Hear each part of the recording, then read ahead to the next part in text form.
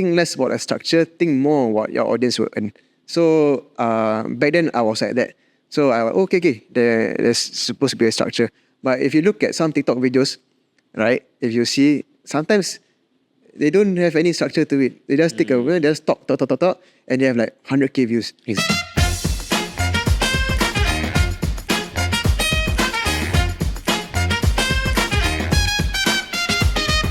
The Business Lab. Welcome to another episode of the Business Lab podcast. Today we have Nabil from Cheekies. Hello, thanks for inviting. Yeah. All right, we'd like to thank our sponsors, ID, Entity and Craft by 3, and of course our media magicians, StudioFive Corp. Big shout out to them. And of course, this podcast is organized by the Singapore Malay Chamber of Commerce. Right, Nabil, thank you. Welcome to the set. Hey, thank you for inviting. Yeah. So Nabil, just a little bit about you, obviously.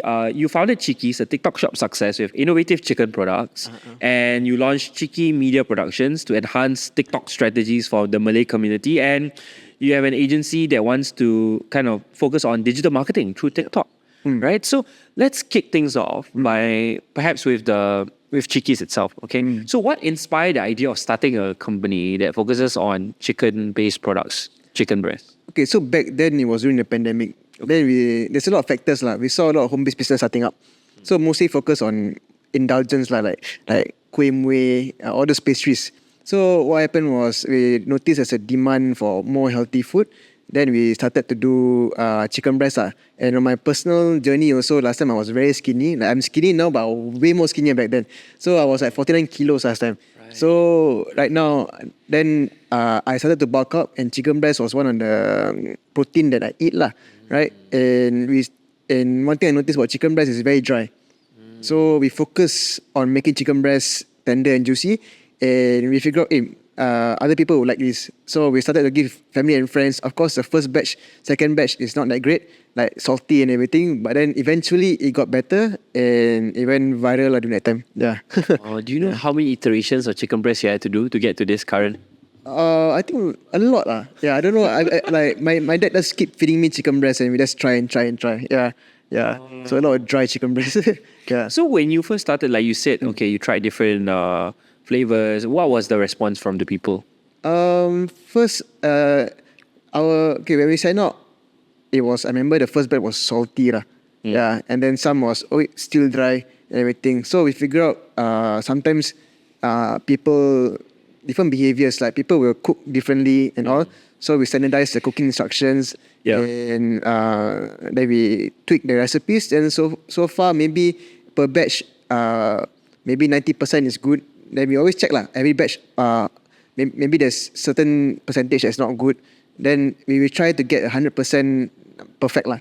Yeah. So eventually, Cheekies got viral. Then we were sold out within 5 minutes before when we were home based. Yeah. Wow. So that was the fastest. Wow. So tell us more about this. How did it get viral? What was the video about?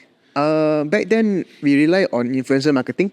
So our first influencer was Lucky Chan. Yeah. Okay. So he ate our chicken and then posted a video. Then we got a lot of followers and customers from there. Yeah. Okay, so you focus on influencer marketing. Was there a reason why you used that marketing technique? Back then I wanted to be low key lah. I'm actually a very introvert guy.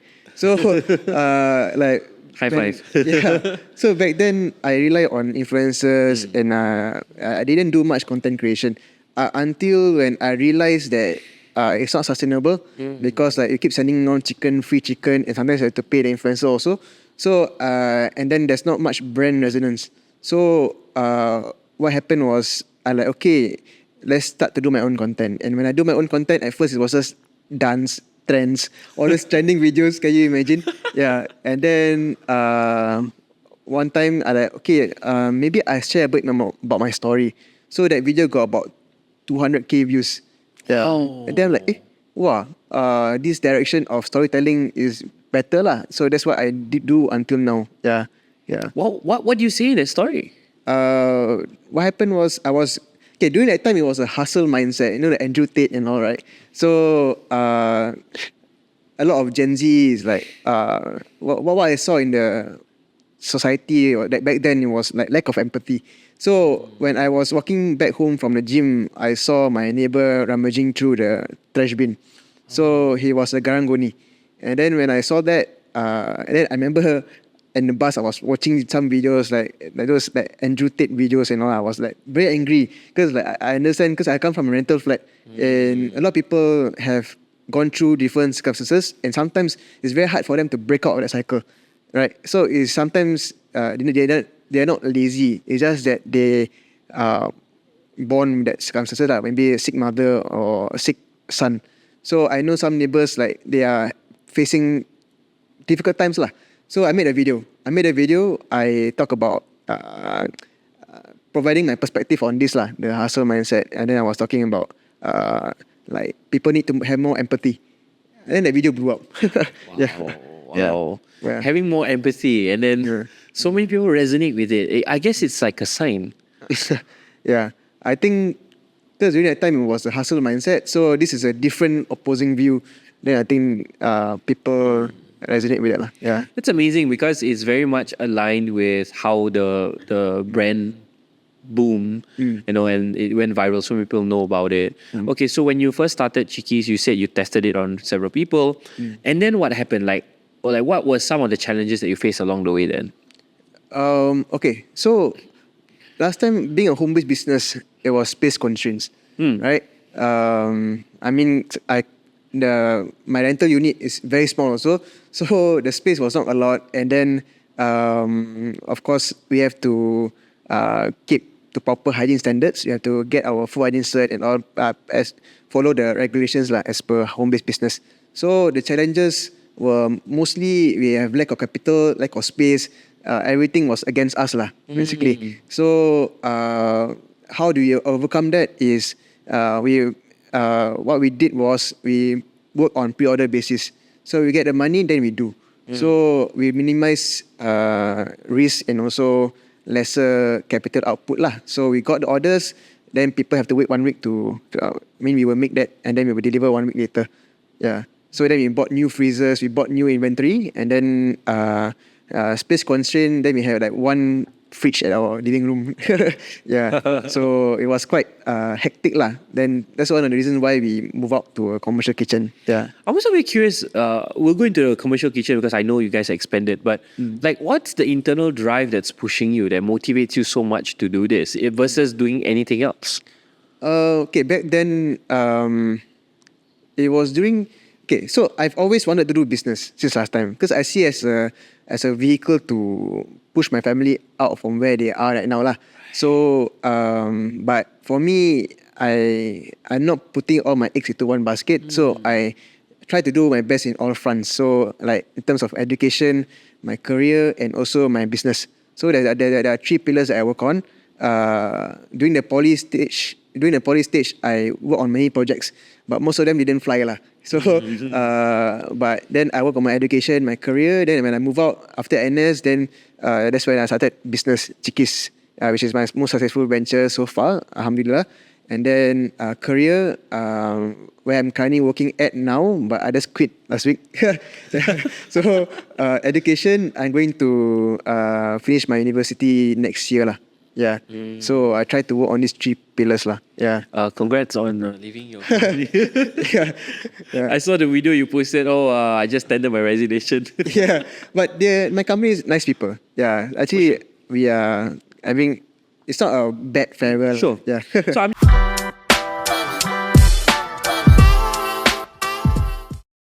I think first and foremost, we need to understand how the interior design industry works here in Singapore.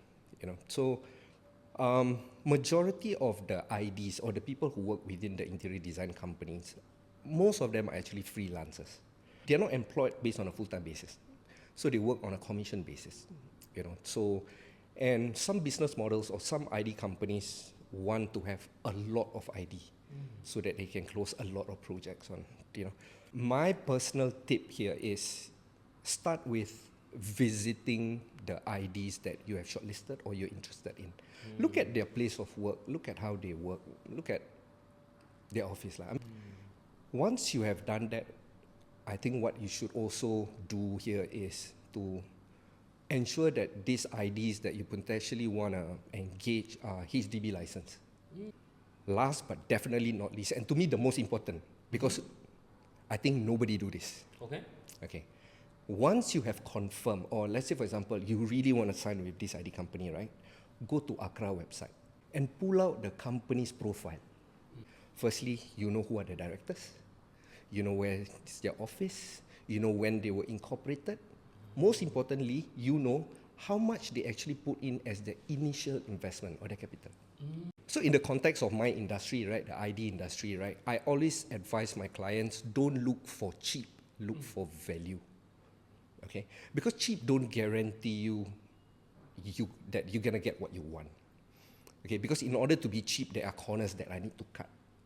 But instead look for value. And when I talk of value here, it's not just what I use to build your home, how I communicate with you, how prompt am I, you know, how am I, how I can advise you, you know, these are all the value I add, you know. So like for us, because I maintain a very small team, right? So we only manage between 2 or 3 projects a month. We don't do a lot of projects. So this way, my people are better at managing that project. We are at site more frequent. We are constantly there to check if there are mistakes being made, you know. And our communication with the owners are more frequent, more kira macam more in depth. We are able to, yeah, correct.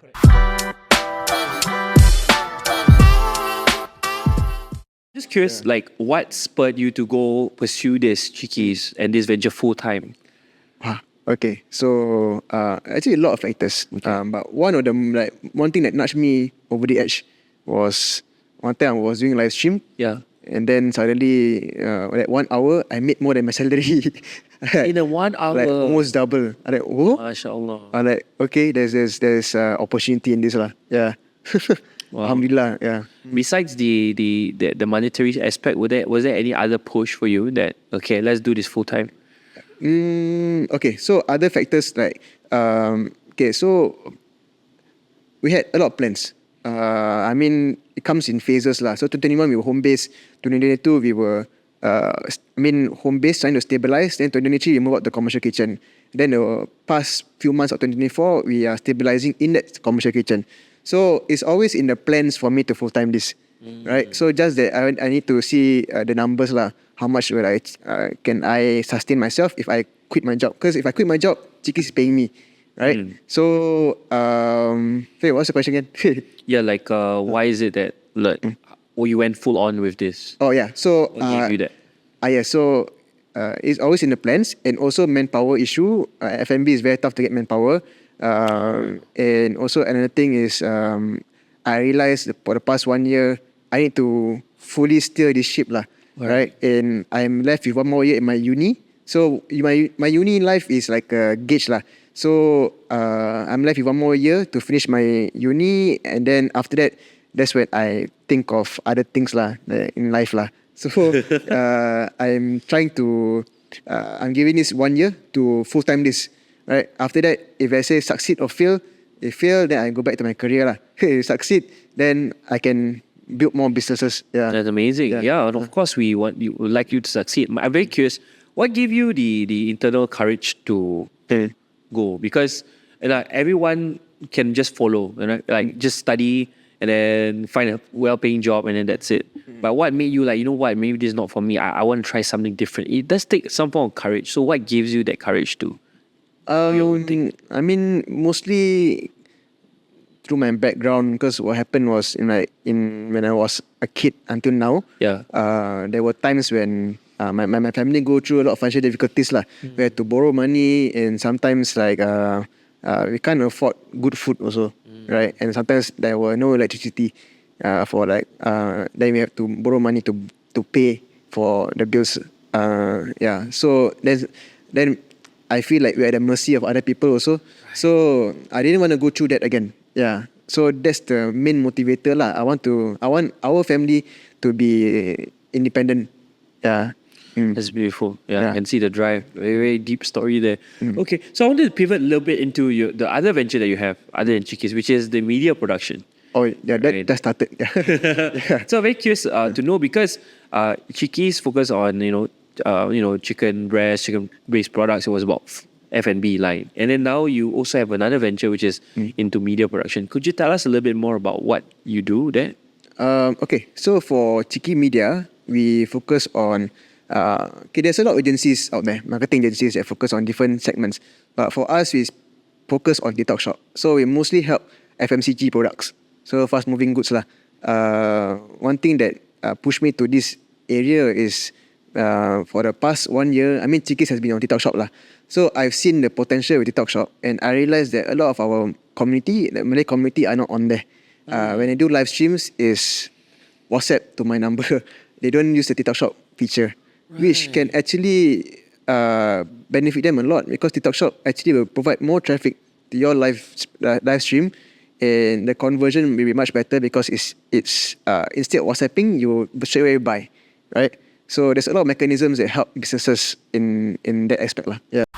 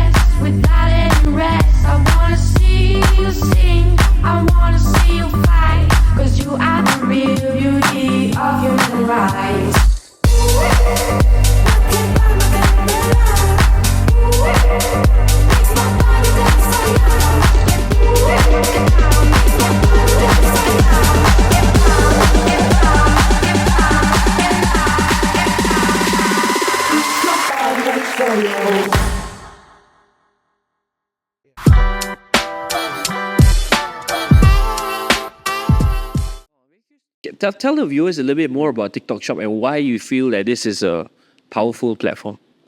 TikTok Shop, one thing, I believe in TikTok Shop, although I got banned 6 times. But then, yeah, but then, why banned? Because they changed their policy a lot lah. Then a lot of my videos kind of strike. But then, but it's okay. I still love TikTok Shop. Yeah. So TikTok Shop, that's one of my services. I will troubleshoot any cases of violation. Right. Actually, a lot of businesses go through that because it's an algorithm. Yeah. So it's all auto. The TikTok Shop, one thing I believe in it because it's social commerce, right? I believe that it's going to be bigger than other platforms, like Shopee or all, because there's a social commerce, there's a social aspect to it, right? It's less direct selling. It's more like for example, you scroll through your TikTok, then you see you can impulse buy and all, right? And mostly of the social aspect lah. Yeah, there's a social media aspect to it. Yeah, yeah. That's beautiful, and definitely a top contender in this space. Yeah. Okay, so you mentioned that not many of our Malay Muslim communities or even businesses are there. Maybe could you share a little bit more about what's the potential there for our Malay Muslim businesses?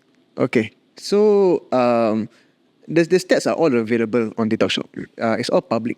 So if you go to different seller profile, you will see their sales stats. Wow. So some like have 20k sold.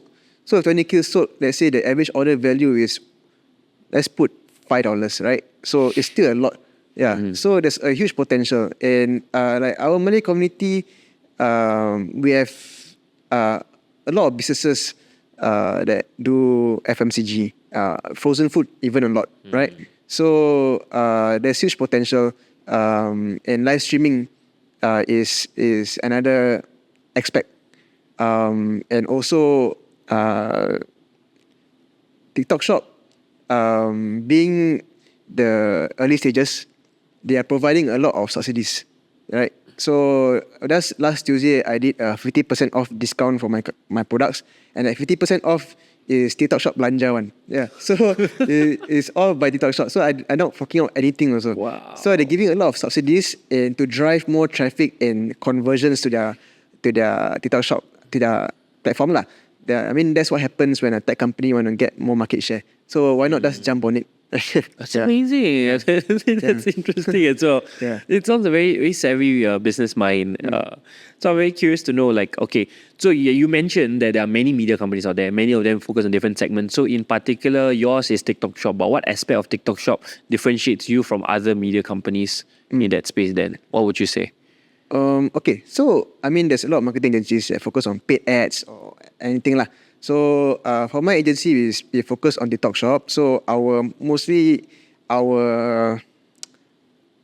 value proposition is you provide you this amount of sales lah. Besides, okay, so different agencies maybe they focus on virality. Like they want, because TikTok videos and TikTok Shop videos work differently. TikTok videos maybe is you focus on virality. You want more traffic to your store, your shop, or your physical shop. But TikTok Shop is mostly problem solution. If I have maybe a dirty table, I have this cleaner for it. So people see buy, and then of course. If what TikTok Shop is providing a lot of subsidies, people have more discounts lah. Yeah, so encourage more impulse buying lah. That one. Yeah. Okay, so TikTok Shop, more impulse buying. Okay, I get it. Okay, that's interesting. Okay, so having said that, how do you plan to currently scale the business for both the Cheekies and also for Cheekies Media? Right. Okay. So one of the main reasons why I left job also is because I want to scale these two business, right? For Cheekies right now, we are sold out. People are waiting 1 to 2 weeks, so it's very bad. Yeah, we need to increase our manpower in terms of our F&B side lah. Yeah, in terms of this agency thing, right now we are still very small. We have about 3 clients only, and they are big names in the Malay community also. For now, I'm trying to focus on building successful case studies with them. Then I will move forward into scaling lah.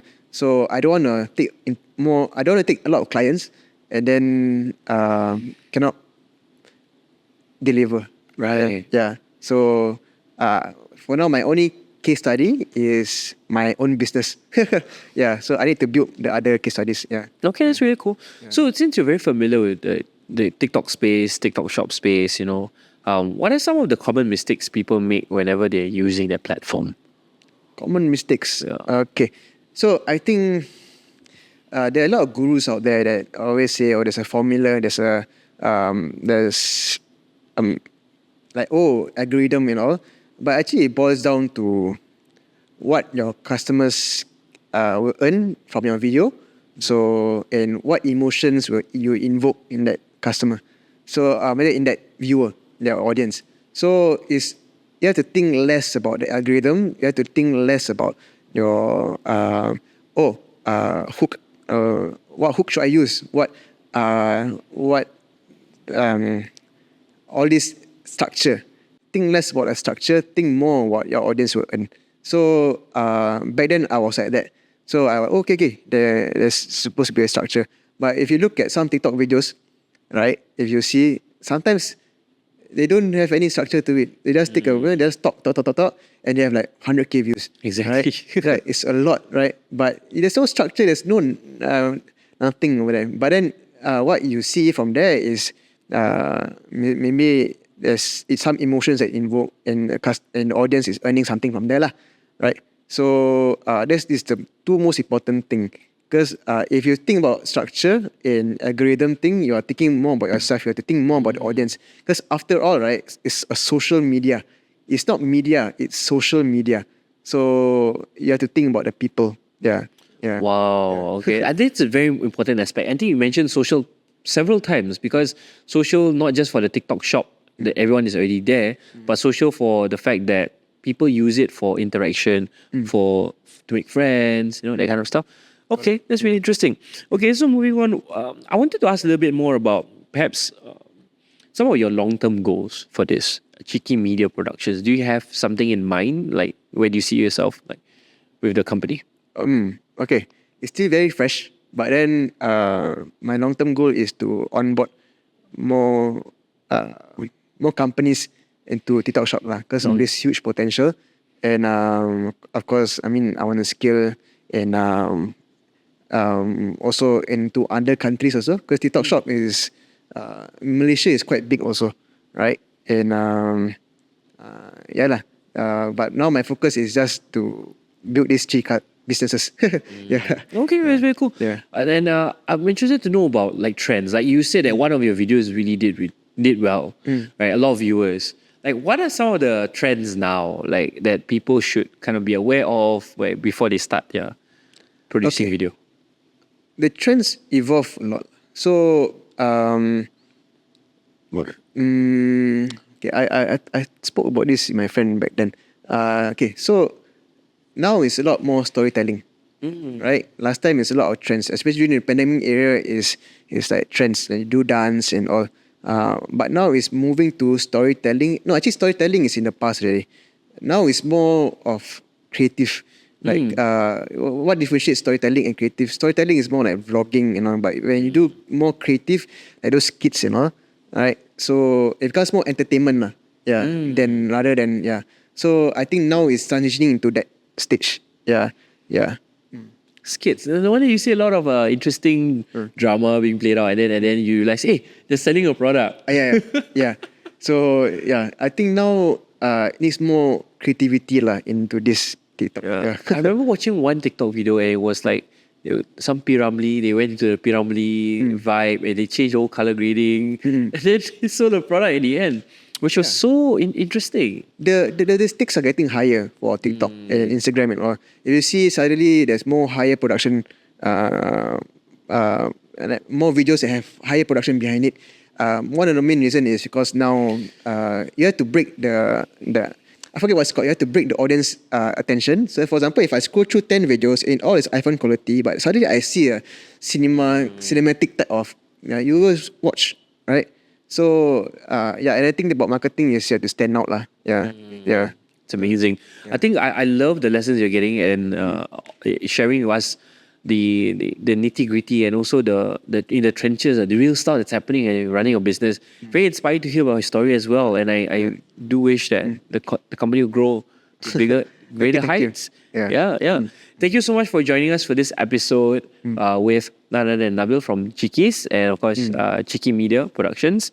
I would like to thank our sponsors, ID Entity, Craft by 3, and our media musician, StudioFive Corp. Thank you so much for this amazing setup, and of course SMCCI for organizing. There is a description box. It's a survey, so if you like this episode and you want it to be even better, please key in your feedback. We'll catch you next time wherever you get your podcast, on IG, LinkedIn, TikTok, Twitter. I'll see you there. Take care, guys. Bye.